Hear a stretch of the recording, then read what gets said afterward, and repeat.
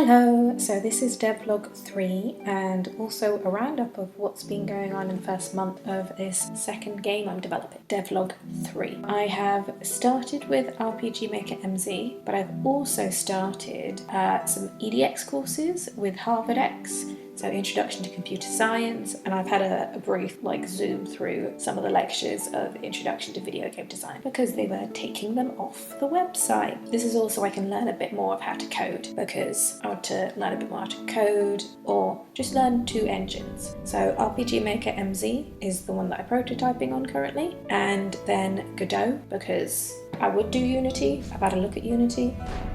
I'm going to try Godot. And if I have two engines that I can mostly work with, then I'm going to be a lot more versatile and be able to participate in game jams, hopefully. That's a goal. That would be really fun to go meet people and be like, let's make a game. Apart from this one, because this one I may ask for help, but I'm going to try and do it solo. Within the first month, I've also created some loops that are really useful for this. It's a planting plants or suggestions in the minds of people or creatures, setting fire to things.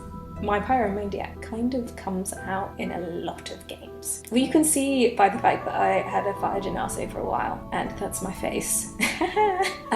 Good ending and first bad ending. So this is definitely inspired by Sonic playing at some points when you're going and you can go into the future and into the past and then just be like, oh, everything's not great, and then you go back in the past and then you save a few things and it's better.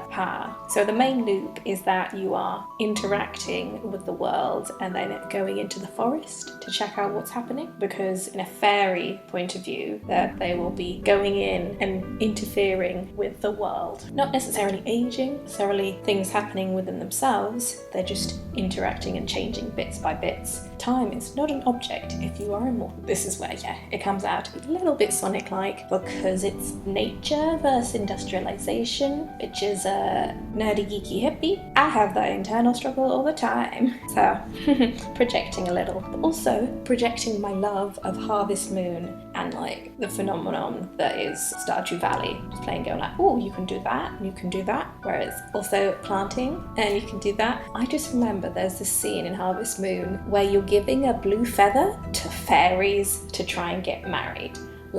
That chaos might have inspired a chunk of this fairy just picking up random stuff and doing stuff with it, You never know what actually inspires you until you think too long about it and go is that what inspired me? Or is that just something that's very, very normal and it's in the zeitgeist and has inspired everybody? Who knows? I've also put in a few deaths because you always need options for deaths in games. I enjoy the fact that there is just a you did something, whoops. Also because it's a fairy and it's got a low HP and there has to be a reason for you to interfere other than just be a slight menace. I don't know. It depends how you want to play this game. It's very much a play how you want to, which I also love about so many RPGs. Thinking about that and thinking about the old idea that it is premised on fairies, I've started a bit of fairy research as well. Next challenge, whilst I'm learning how to program, I need to think about how I'm going to draw this fairy sprite, or whether I'm going to go ahead and 3D model. I should say no to that and I should just design it and then make it into a sprite first. Remember, first few projects, rein yourself in, remember what is possible, and then go for it. Then you'll be learning and not be disappointed what you get because you'll reach for the stars. You can do a lot of things, but realism, start with that. Okay, thank you. Like and subscribe if you want to hear more,